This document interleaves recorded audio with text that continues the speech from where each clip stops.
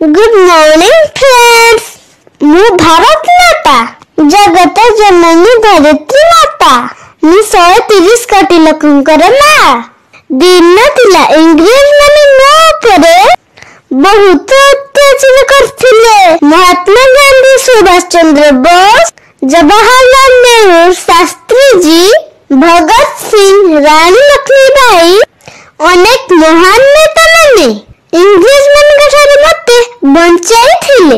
मु बहुत खुशी कारण जदि मो ऊपर किछि विपद आसे मोर सैनिक मते रक्षा करिया पाई निज जीवन को बाजी लगाई देथांती।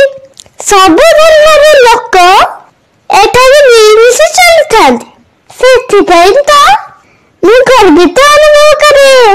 बेले बेले मते बहुत दुख लगे जितेबाला हिंसा, कपट, कन्या भ्रूण हत्या किछि लोक करिथांती।